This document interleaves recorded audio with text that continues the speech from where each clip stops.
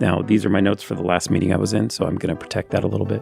My eyesight isn't that good, Panos. But you can worry. see it's cleaned up and it's simplified, right? Now I can read it. It says, hey. Tell Todd about the plans for conversational Alexa. I'm pretty sure that's what it says.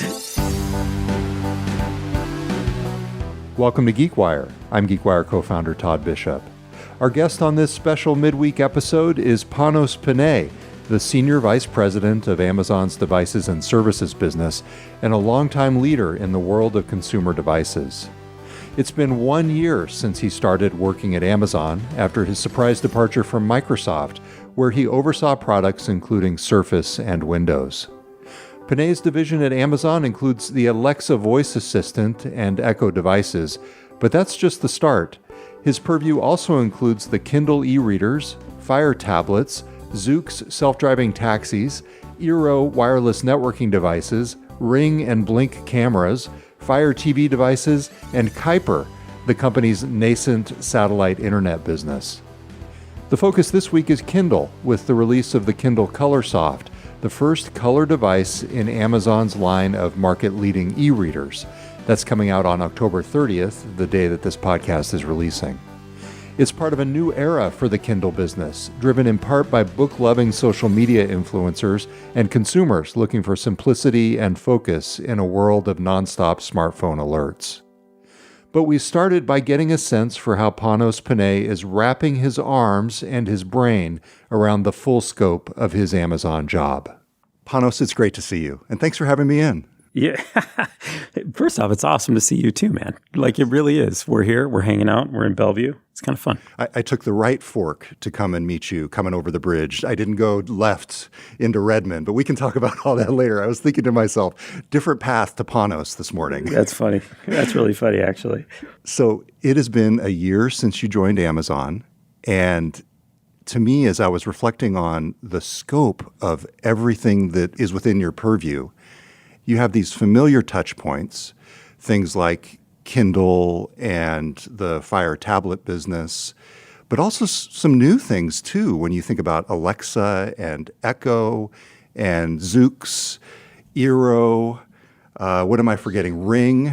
Kyper. Project Kyper. Fire TV. Blink. Yeah, absolutely. So just to start off here. By the way, all super cool in their own right and all pretty awesome when you see them coming together for the future. It's pretty rad. Yeah, so give us a sense for the scope of what you're doing, maybe build on that a little bit and tell us, before we dive into the Kindle discussion, which I want to have primarily here, tell us what you've been up to across the broad range of your responsibilities. I mean, it's an amazing array of products. And like we talk about it as a team, they stand alone so well for our customers, for uniquely what they want to do.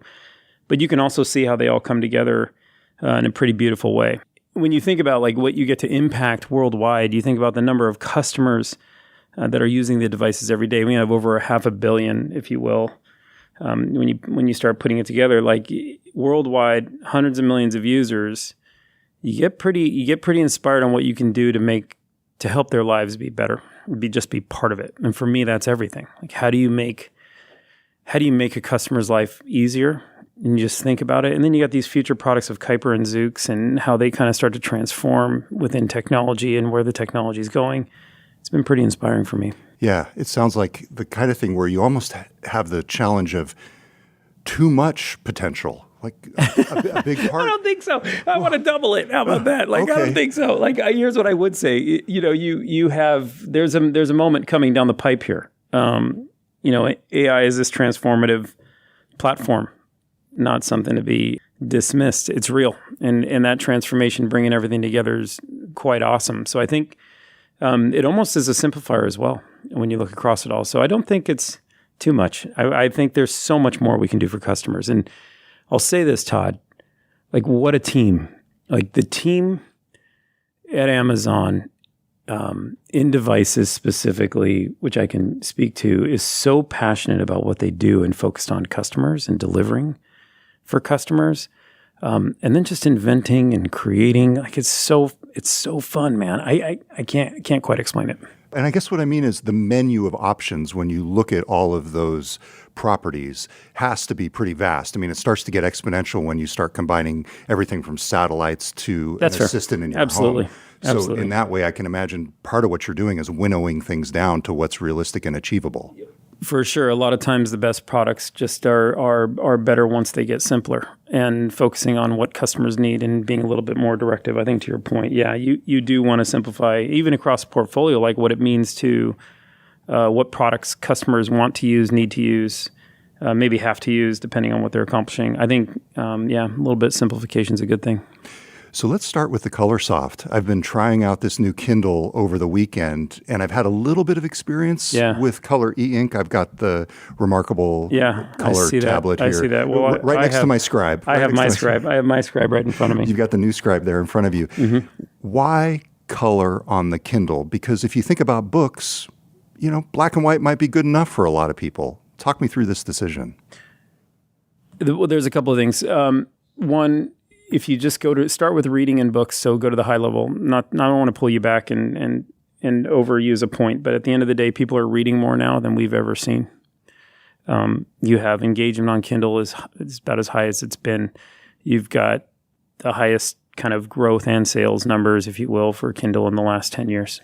And so you're looking at kind of a resurgence of reading, which is inspiring to me. Color is the next step. You have emotion that comes into books. You are able to project exactly what it is that the author was trying to portray, whether it's through the cover or if it's through a comic book or it's through a children's book. And now you get in the real vibrancy and the emotion that comes with color. Think of there's terms out there that I talk about, tickle me pink or green with envy. We use colors to describe emotion in many ways. It's quite powerful. And so we know that you can pull emotion out of these products because you've put so much emotion into them, and we talk about it all the time. And one of the inventions that was so important was to bring color to the Kindle. Now, I say it that way because invention in the spirit of not only did the emotion have to come into the product, you had to still keep a perfect reading experience, meaning the page turning had to be seamless, the no pixelation, perfect contrast. And so you have a team that's obsessed about that stuff and making sure it was just right. And, it's ColorSoft. It is softer on the eyes. It is a softer color. You can look at the colors right in front of you when you're looking at your Kindle ColorSoft there. Yep. You can see them both pop in an elegant way, but also be true to the nature of the image. And I think that's pretty important. I was thinking about how to describe this, and I would call it a little more watercolor than oil paint. How do you feel about that? Well, that's fascinating. I don't think we've used that analogy, but it's pretty good. It's pretty good.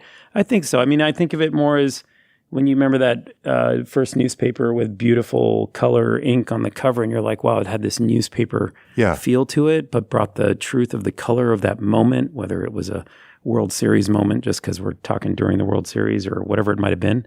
And those are a little bit more emotional when that pops, and then you can see that softness, but also the true to life nature of it. I was digging around in the settings as one likes to do, and I found that there's a vivid setting, and I liked that. It's subtle. It's not a huge difference, but one of my struggles with the Remarkable Paper Pro is that the color can be really washed out on this, and my hot take on this is you have executed color on the ColorSoft better than the Remarkable Paper Pro did on their tablet. That's my impression as a user. Here's what I can say. The team obsessed over making sure that colors didn't kind of blend or wash through or wash out. I remember vividly one conversation, no pun intended, but I remember this moment where the team had brought forward a series of just the color filters we're using, some of the oxide backplane, and like just getting that front light right. And we're looking at each one of these products, and they're all tuned differently, Kindle ColorSofts.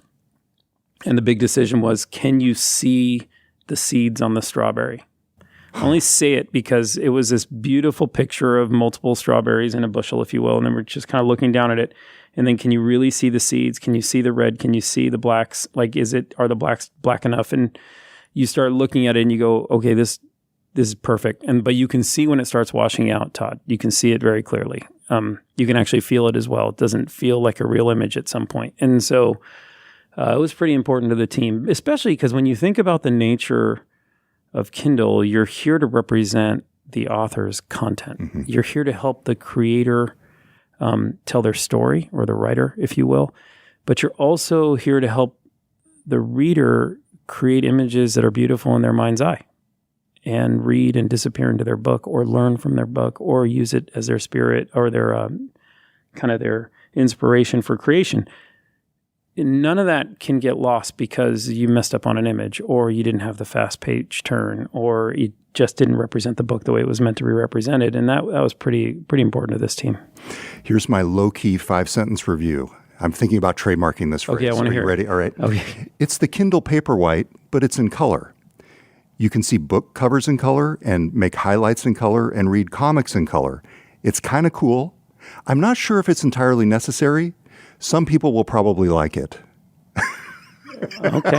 Okay. Low-key 5-sentence review. What do you think? I think low-key reviews is a great idea. I'd probably change the last sentence. I think a lot more than some people will probably like. I think a ton of people are going to love it. I mean, love it. Nice. I handed one to my wife, and she won't give it back to me. I use it for testing, and so I gave it to her a little bit early, and now I'm in trouble because I can't. I got to make sure she holds on to it until we release. You would have rewritten that last sentence as a lot of people will be pumped about it. They'll be super pumped. Super pumped. Yeah, I don't it's emotional, Todd. I think it's emotional. It really is, and we see it, and you can see it on Kindle. People love their Kindles. I mean, people love their Kindles. This just adds the next level of love at the end of the day. So for me, I have to acknowledge a bias toward the Kindle business. I think it's cool in a variety of respects.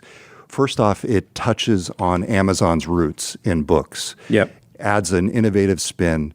And also, you're in this world of distraction and alerts and notifications. And I know you've seen this with the TikTok trend, Book Talk, where people are really starting to value this ability to focus. And so for me, it's this interesting moment for someone such as yourself to come in and start overseeing this business, working with the team. How has this larger environment of technology informed your own approach to the Kindle as a product and a business? First, I think you've highlighted on something that's really important right now is how focus is becoming more of a need. Or staying focused, if you will, not being distracted. It's another way to say it.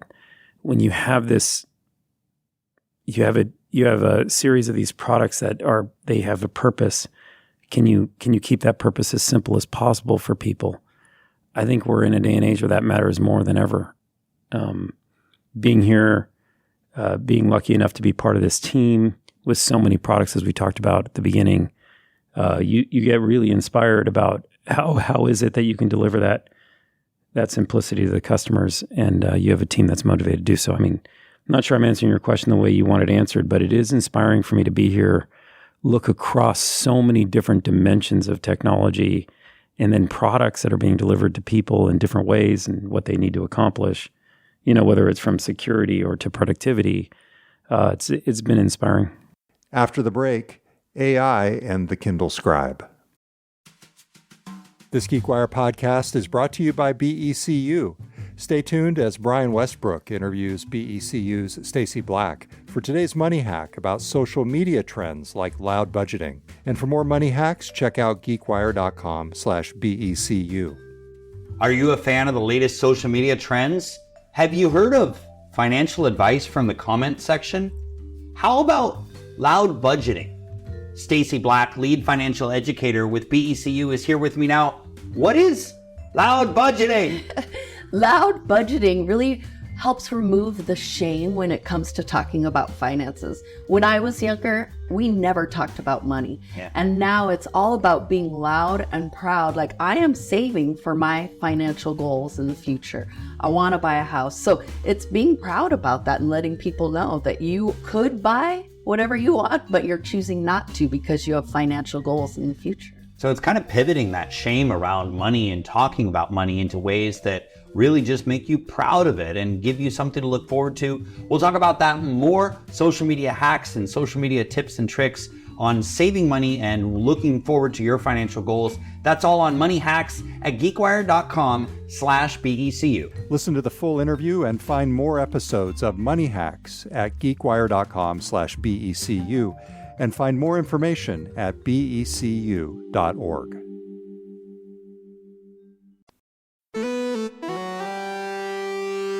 And you've got the new Kindle Scribe, the second generation Kindle Scribe. Yeah, I love in it. It's front my of you. go-to. I can't live without it right now. Okay, so this is another place where I'm a little bit obnoxious in terms of my usage. I am a regular user of the Scribe in addition to the Remarkable Paper Pro. Okay. I brought my Scribe here just to prove that to you.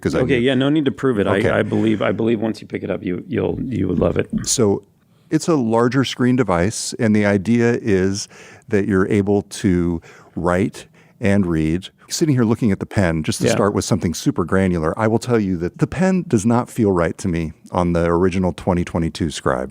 How did the pen on the new Scribe change? In essence, we did a ton of research on what is it that people needed. We refined the eraser, we refined the pen tip, we refined the pen itself, and just a balance point. So now when you pick it up, you should try it. Yeah, do you mind? I'm happy to use... I'll hand it to you in a sec, okay. Because now I'm going to take a note on what you just gave me. But here's what I'd say is you had refinement up and down the entire pen, so we created that right friction when you hit that screen, which was so important, Todd, and even down to the acoustic nature of it. And so just the definition of the type of pen tip that you're using is so critical in its detail.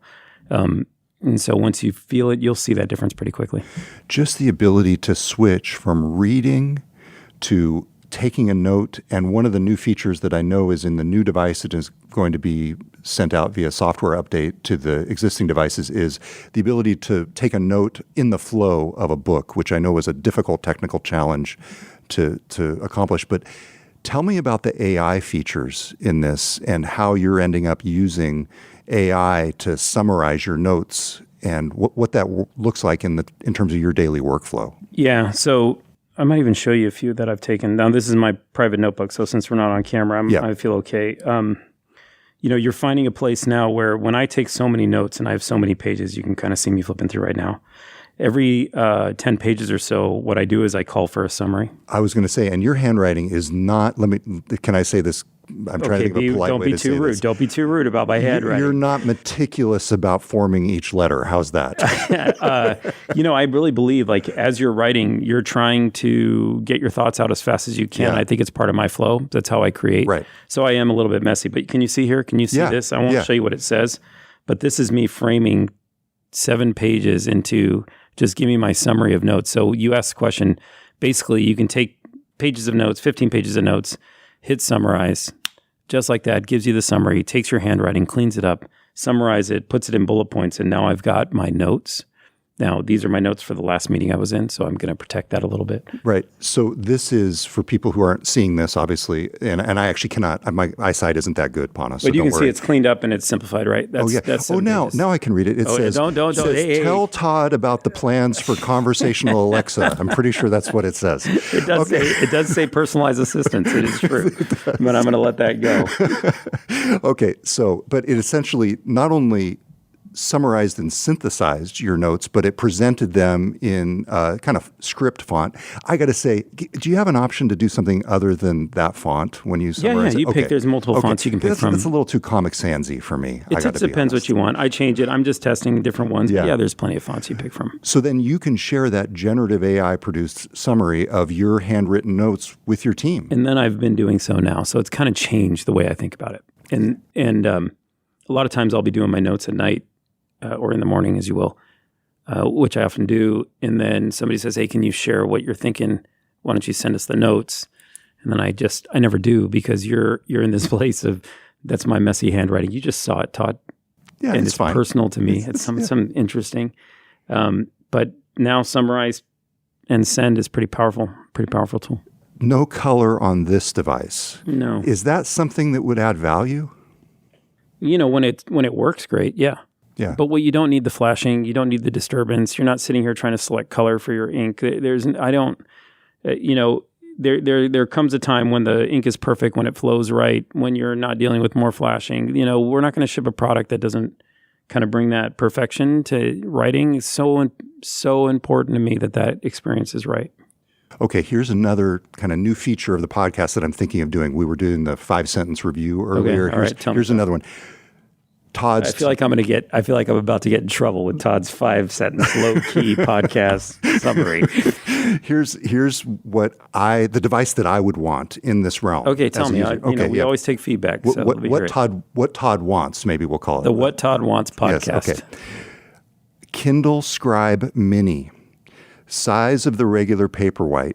Black and white, no color on this device. The further list will explain why. This is more than 5-sentence, Todd. It is. Yeah, This is bullet ahead. points. Finish it off. E-ink, Yep. nice pen, Yep. Android.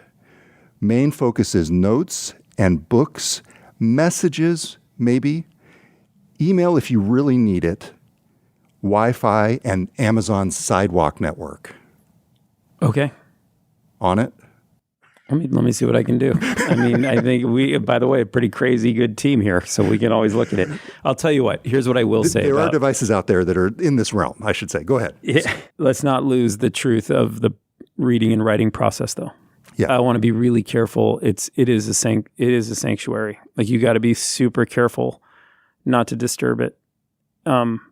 If you don't bring perfection to reading with what I would say is chaos or noise or just disruption, or writing, which I think is one of the most precious things we do.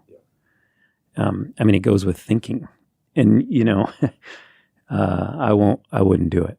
Okay. I wouldn't do it. Now, I think your idea is cool. You can see where I'm headed with this. I think I know what you're saying, but I will tell you this: like, for our customers, we're going to definitely protect the reading and writing experience at every level.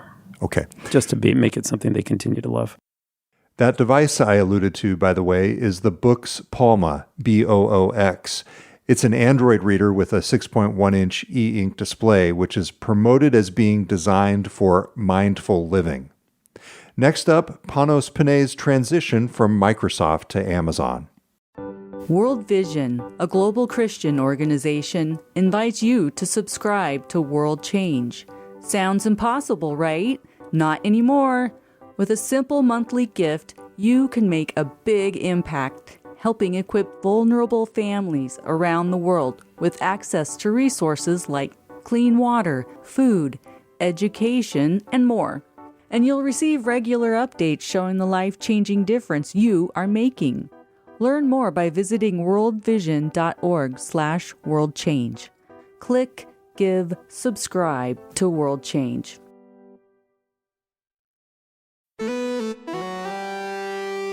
So let's zoom out just a little bit. It's been a year, almost to the day, since you joined Amazon. How much of your prior experience in your prior role at Microsoft applied to what you're doing now, and what's the transition been like for you? It's funny. We're almost exactly at a year. Yeah. And somebody had mentioned that to me this morning in a meeting. So, Panos, you've been here a year. That was feels like longer, and for amazing and amazingly so, if you will. It's such a great family environment here. Of course, I think all of us as leaders, as people, like, we all use our history to inform what we're doing today. We use what we've learned through that journey. My time at Microsoft was awesome. What an amazing company, and amazing group of people, amazing leaders, great vision. But yeah, of course, you use your history to inform what's next. But I have to tell you, coming to Amazon, there's so much. It's so amazing. The company's amazing. The leadership principles that it lives by is not only genuine, it's just awesome. The product lines and what they can do for people, the transformation that's coming down the pipe with AI to bring these products together it's so inspiring. And so, as you look forward, there's just so much opportunity. I've had this year of just gaining energy, seeing a whole another side of the industry, and a totally new way to lead. And so for me, it's almost everything. It's so good. But the most important part is it's a whole new set of customers. It's a whole new set of lives you get to impact and make a difference on. And the team here has shown me how much opportunity there really is. And, the past informs the future, and that should be true for all of us, in my opinion. But the future looks incredible.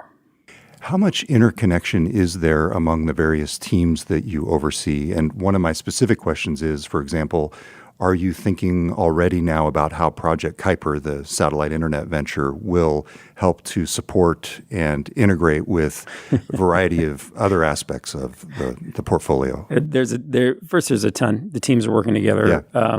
They're always looking for the right solutions for customers. It's one of the great, when I just mentioned leadership principles, one of the great leadership principles at Amazon is being customer obsessed.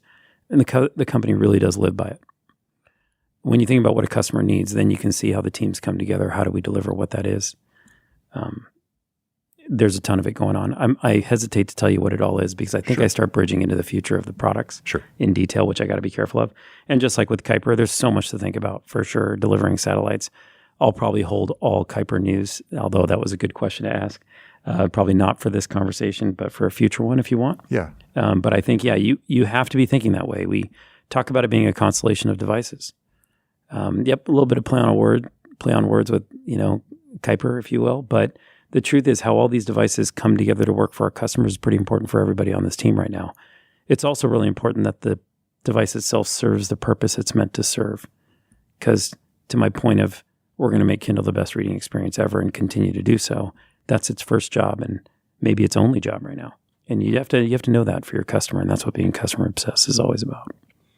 In the realm of things that you're probably not allowed to talk about, I do want to make one observation, just based on my experience. You make the observation, I won't say a word. Well, we'll see. Okay. You might have some. This might give you something to opine upon. Okay. So I spent most of the weekend reviewing recent interviews you've done, and using Notebook LM to organize everything. And on the drive over here this morning, I was like, I just need some last minute prep before my conversation with Panos. So I called up Microsoft Copilot and I said over the car speakers, like, hey, give me the latest news on Panos and give me some thoughts, and I want to chat with you and help me prep for this interview.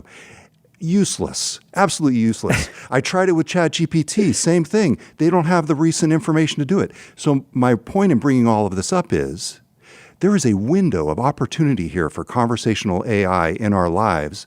And I got lots of thoughts on this. I think Amazon has a huge strength. It's operating from a huge position of strength, given your presence in people's homes. You also have some weaknesses in that you're not as tied into the productivity apps, the email, everything. Those are my observations. Is there anything that you can share in terms of your perspective along those lines that doesn't get you in trouble with the rest of your team? I'd say those are reasonable observations. We're just at the beginning, Todd. Yeah. Like the way to think about it is, regardless of which tool you picked up, we're just at the beginning of this AI journey, and it is a journey. And it will be a long one, and it's a transformation for sure. It is a platform shift. I think Amazon has a series of incredible strengths here. That's why I'm sitting here across from you. But I won't get into that future state too much for you now. But I think the one way to think about it is it's all just getting started.